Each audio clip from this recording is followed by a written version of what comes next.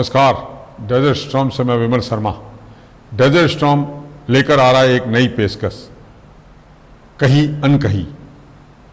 ये कार्यक्रम जैसलमेर की महिलाओं के लिए प्रसारित किया जा रहा है। इस कार्यक्रम में महिलाओं द्वारा कहीं अनकही के माध्यम से अपनी बात महिलाओं के सशक्तिकरण के लिए अपनी बात रखेंगी, अपने जीवन की अनछुए पहलुओं को चर्चा करेगी। इनसे चर्चा करेगी हमारी एंकर योगिता सोनी, और हर रविवार को ये दोपहर 2:30 बजे के लगभग प्रसारित किया जाएगा। इसे देखना ना भूलें, ज़रूर देखें। नाम गुम जाएगा, चेहरा ये बदल जाएगा, मेरी आवाज़ ही पहचान है, घर याद रहे। नमस्कार, मैं हूँ योगिता सोनी और आप देख रहे हैं डेजर्ट स्टॉर्म न्यूज़ का कार्यक्रम कहीं अनकही। आज के हमारे गेस्ट हैं, उन्होंने अपनी आवाज़ की बदौलत जैसलमेर को देश विदेश में पहचान दिलाई है। आइए हम उनसे बात करते हैं आरती मिश्रा जी से। नमस्कार आरती जी। नमस्ते जी, वैसे इनका अगर परिचय सिर्फ एक एंकर के तौर पे दूँ तो वो कम ही होगा। आप स्कूल लेक्चरर भी हैं, तो एंकर की जॉब के बारे में मतलब इस क्षेत्र में आने के बारे में आपने कैसे सोचा? ये तो एक इनबिल्ट था बचपन से ही। जब मैं फर्स्ट या सेकंड में रही होंगी तो कविता वाचन और ऐसा कुछ डायलॉग डिलीवरी, कुछ नाटक, मैं मतलब ऐसा करती थी कि टीचर्स को अच्छा लगता था तो वो मुझे ऐसे गोद में उठा के 12th क्लास में ले जाके टेबल पे खड़ा कर देते थे और फिर वो 12th क्लास को बोलते थे कि देखो ये कैसे बोलती है। तो इसमें मैंने कोई एफर्ट लगाया हो ऐसा कुछ नहीं था। ये गॉड गिफ्टेड थी वॉइस, तो सब ऐसा मिलती ही है, परंतु हाँ मिमिक्री वगैरह करके और ऐसा उसको मुझे वो करना अच्छा लगता था। तो उस जी, तो बस वही ऐसे धीरे धीरे जब कॉलेज में आई तो एंकरिंग करने लगी, एनुअल फंक्शन है या जो भी फंक्शंस हैं, और उसके बाद फिर टीचिंग लाइन में आई तो फिर यही करने लगी, सिखाने भी लगी बच्चों को। तो बस यही ऐसे। स्टेज फियर शुरू से ही नहीं था आपको? हाँ, स्टेज फियर थोड़ा थोड़ा तो होता ही है। हर अभी भी जैसे कोई ऐसा नया कार्यक्रम मिलता है बोलने के लिए जो मेरे क्षेत्र से थोड़ा अलग हो, तो उसमें अभी भी मुझे लगता है, क्योंकि अगर मैं पहले से उस पर काम करती रहती हूँ या मेरे लिए कोई ऐसा फेमिलियर चीज़ होती है तो उसके लिए तो मुझे बिल्कुल नहीं लगता। जैसे कोई स्कूल की एंकरिंग करनी हो, जैसे मेरे विभाग का कोई ऐसा कार्यक्रम, सांस्कृतिक कार्यक्रम हो, तो इसमें मैं बिल्कुल फियरलेस हूँ। परंतु जैसे अब कोई अलग सा, जैसे कोई इवेंट था उसमें प्लॉट्स के बारे में कोई खुल रहे थे कोई प्लॉट्स, तो ऐसा कोई एंकरिंग आ जाए तो मुझे उस पहले सब्जेक्ट को पढ़ना पड़ता है, फिर इसलिए थोड़ा सा फियर लगता है उसमें। जैसे एज अ एंकर हमें जो सुन रहे हैं, जो मतलब कार्यक्रम में आए हुए श्रोता हैं, उनके लिए मतलब लगता है कि ठीक है, हाँ वो बोल रहे हैं, हम उन्हें सुन रहे हैं। एज अ एंकर आपको क्या चुनौतियाँ लगती है इस कार्य में? देखिए, एंकर की जो पहचान कह लीजिए या सबसे बड़ी उपलब्धि कह लीजिए, वो ये होती है कि वो वॉइस पर्दे के पीछे से इतना ज़्यादा इफ़ेक्ट डाले कि जनता सोचे कि अरे वो सामने तो आए कैसा है देखूं, अरे वो सामने आए कैसा है देखूं। तो मैंने भी हमेशा से यही किया। कभी मैंने ऐसा नहीं सोचा कि मुझे स्टेज पे आना चाहिए या ऐसा कुछ। स्टेज के पीछे से मैं, जब मुझे दर्शक दिखाई नहीं दे रहे होते और मैं खुद अपना वो वॉइस से केवल अपना कमाल करती हूँ, तो वो मुझे बहुत सेटिस्फेक्शन भी देता है और मैं उनकी चेहरों को पढ़ पाती हूँ कि वो क्या चाह रहे हैं, उनकी ईगरनेस को महसूस कर पाती हूँ। कहीं ना कहीं यूँ भी लगता है कार्यक्रम में जो श्रोता हैं उनको बांधे रखना भी एक हाँ, एंकर के कंधों पर ही होता है। बस वही चीज़ है। कई बार तो ऐसा लगता है कि जो दर्शक हैं वो कार्यक्रम से कम इंटरेस्टेड हैं और वॉइस सुनने के लिए ज़्यादा ईगर, वो मेरे को बहुत सेटिस्फाई करता है हमेशा से। तो जैसे आप अब एंकर ही हैं, आपने कहा आप स्कूल लेक्चरर भी हैं जी, तो इससे आपके मतलब स्कूल लेक्चरर का जो काम है वो ज़्यादा इफेक्ट नहीं होता है, उस पर भी असर पड़ता होगा कि नहीं? इन कार्यक्रमों को अटेंड करने की वजह से मैं उसको टाइम कम दे पाती हूँ या उस पर असर पड़ता है किसी तरह का? देखिए, स्कूल टाइमिंग तो जो है वो फिक्स है, या तो गर्मियों में 7:30 से 1 होती है और सर्दियों में हमारी 4:30 बजे तक स्कूल रहता है, 10 से लगा करके। तो उसके बाद ही हम कोई प्रोग्राम करते हैं और विभाग का कार्यक्रम होता है तो उसमें हम ड्यूटीज़ में करते हैं।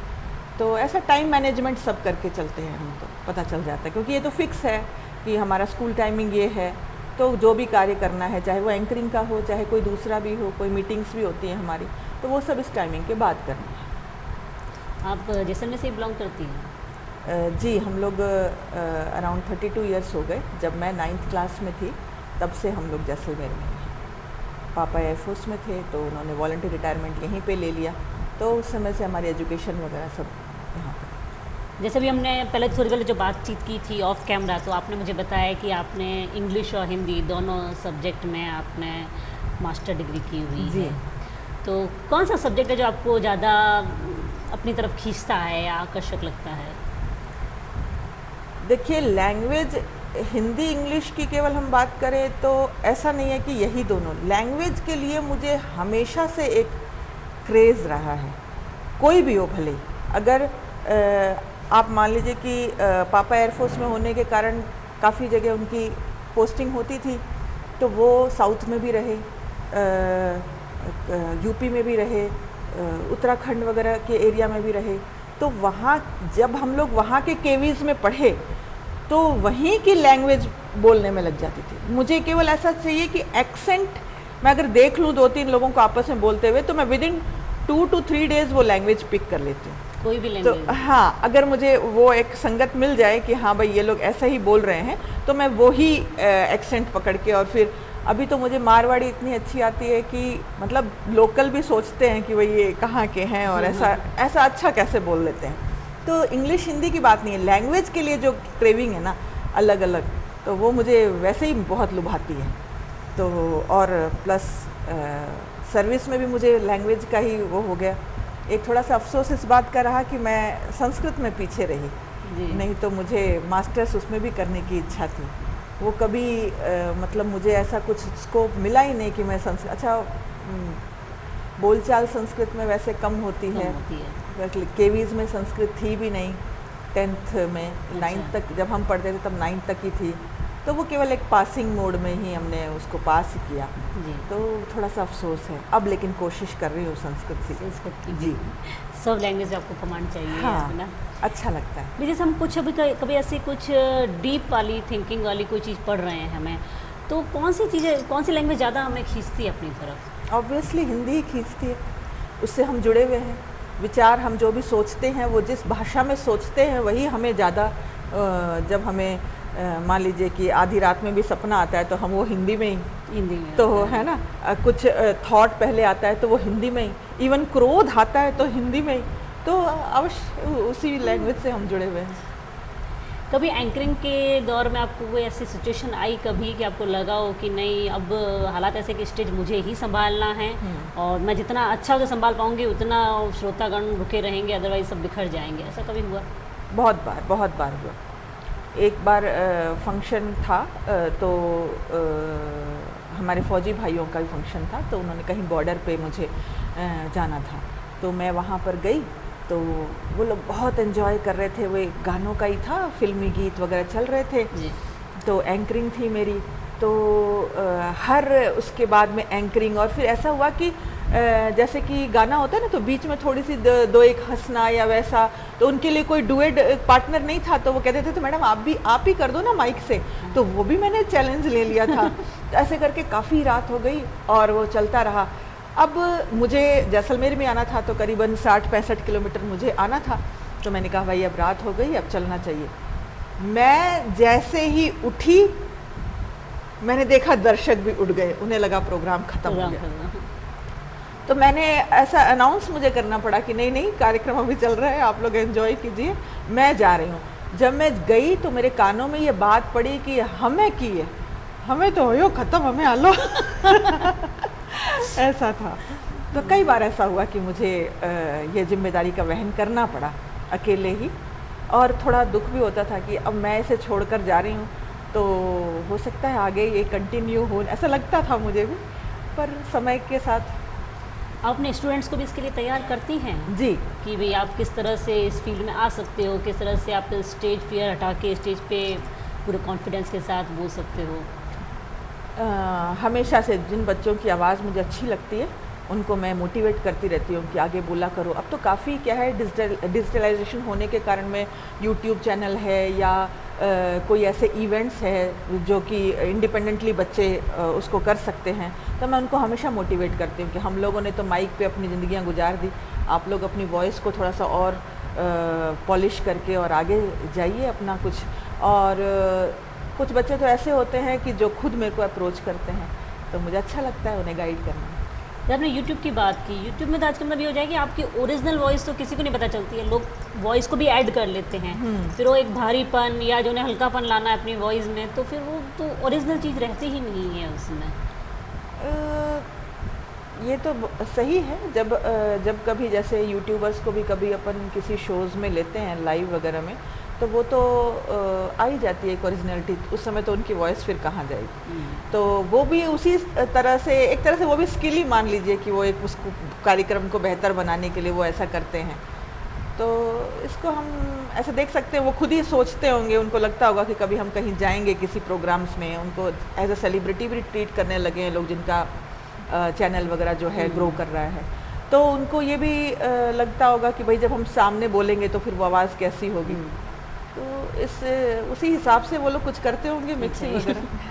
जैसा जो बच्चे स्टेज फियर में रहते हैं, मतलब बोलना जानते हैं पर बोल नहीं पाते हैं, आप उन्हें क्या एक अपनी तरफ से मोटिवेशनल सब कह सकती हैं कि भाई आपको ऐसे करना चाहिए?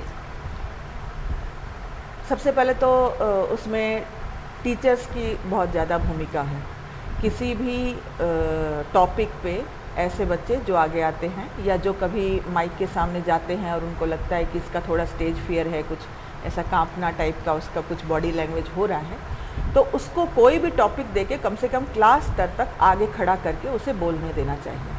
हम लोगों ने कई ऐसे कैंप्स किए हैं जिसके अंदर आप मना कर ही नहीं सकते। आपको ये टॉपिक, तो कई बार ऐसा होता है शाई बच्चे होते हैं, किसी भी तरह से जी चुरा लेते हैं कि नहीं बोलेंगे, तो उनको आगे करके और नहीं, ये आपको तो बोलना ही है, ये आपका टीम है, टीम बना देने से ये आपकी टीम है, इसमें से आपको रोज़ एक बोलना है, नहीं तो टीम के मार्क्स कटेंगे। ऐसा कुछ करके उनको किसी न किसी तरह से बोलने के लिए मोटिवेट करना ही है। और उनको कहते हैं कि भाई घर में भी आप जो है अपने मम्मी पापा भाई बहन से इस टॉपिक के ऊपर आप चर्चा कीजिए, आप बोल के उनको बताइए कि आप कैसा बोल रहे हैं। कई बार मिरर के आगे खड़े होने के लिए भी हम सलाह देते हैं कि आप बोल कर देखिए कि आप कैसे लगते हैं, आप उनके सामने कैसे लगेंगे। तो कई बच्चे तो वास्तव में कॉन्फिडेंट पहले से ही होते हैं और कईयों का ऐसे कॉन्फिडेंस बिल्ड भी हो जाता है ऐसा करने से। अमूमन यही होता है ना कि स्टेज पे खड़े होते हैं, जैसे अगर सामने वाले हंस लिए हाँ, तो हमारा कॉन्फिडेंस डाउन हो जाता है। ऐसा हमारे साथ भी होता था जब हम लोग थे। तो वो ये चीज़ें थोड़ी थोड़ी धीरे धीरे कार्यक्रम करने के बाद धीरे धीरे ख़त्म हो जाती है ये चीज़ें। उनको ऐसा पीछे लगता है। हम लोग भी एक बार बहुत हंसे थे स्टेज के ऊपर, कुछ ऐसा दिख गया था जो हम गाना गाते गाते ग्रुप सॉन्ग का ऐसे कंपटीशन था, तो हम एक हंसा, दो हंसे, तीन हंसे, सारे बस फिर हंस ही रहे थे। तो वो अभी भी हम रिकॉल करते हैं, लेकिन अब वैसा नहीं होता क्योंकि अब धीरे धीरे कंट्रोल हो गया। जैसे आप तो चलो इस फील्ड तक आई हैं, वैसे आप टीचिंग फील्ड में भी थी, तो आपको तो बाहर निकलने का मौका मिला हुआ है। कई लेडीज़ होती हैं जिनमें ये एबिलिटी होती है बोलने की, पर वो नहीं उतना उनको मौके मिल पाते हैं बोलने के। तो कभी अगर कहीं आपको लगता है कि आपको ऐसा मौका मिले लेडीज़ को ये कहने का कि आपको भी अपनी आवाज़ आगे पहुंचानी चाहिए, तो आपका उन लेडीज़ के लिए क्या मैसेज होगा? पहले तो जो लेडीज़ बोल रही हैं, उस फील्ड से जुड़ी हैं, वो अपना दायित्व कहना चाहिए, वो भली प्रकार से समझती हैं और उन्हें किसी भी प्रकार की कोई गाइडेंस की आवश्यकता नहीं। वो खुद ही, अगर उन्होंने एक, पहले तो लेडीज़ के लिए ही, भले ही वो किसी भी फील्ड में हो, यही कहना चाहूँगी कि वो अगर उसने तय कर लिया कि मुझे इधर जाना है, फिर उनको कोई नहीं रोक सकती। तो उन्होंने अगर सोचा है कि मुझे, जैसे मैं ट्रेन में कभी हम जाते थे गाँव, पापा एयरफोर्स में थे, तो हम लोग जाते ही थे हर छुट्टियों में वगैरह। तो लंबे लंबे जब टावर्स हम लोग खिड़कियों से देखते थे, तो मैं हमेशा पूछती थी कि डैडी जी ये किस चीज़ के टावर्स हैं? तो वो बोलते थे अरे बेटा ये आकाशवाणी के, और ऐसे वो बोलते थे ये टीवी के, न ऐसे। तो मैं सोचती थी कि ओह ये आकाशवाणी, ये कहाँ से आवाज़ आती होगी इन टावर से, मतलब ऐसे इसमें से आवाज़ आती होगी क्या? ट्रेन्स में जब मैं अनाउंसमेंट सुनती थी तो मैं सोचती थी एक दिन मेरे को भी ऐसे ही मेरी भी आवाज़ आनी चाहिए।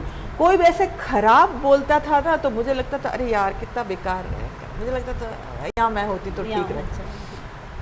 और अल्टीमेटली मैंने वो हासिल कर लिया। मतलब मुझे अब सेटिस्फेक्शन है कि मुझे लोग आवाज़ से भी जानते हैं। तो लेडीज़ को तो कहीं कुछ अवरोध होता ही नहीं है। यदि वो उसने चाह लिया कि मुझे ये कार्य करना है, मुझे इस फील्ड में जाना है, तो वो जाएगी। और जिसको थोड़ी सी हेजिटेशन है, इसका मतलब वो उस लिए जागरूक ही नहीं है। मैं ये कहूँ, अगर उसमें थोड़ी सी भी है कि मैं ये काम करूँगी, भले ही वो कोई अपना प्रोडक्ट बेचती हो या कोई अपना स्किल करना चाहती हो, तो उस चीज़ में अगर उन्होंने ठान लिया तो वो जाएगी।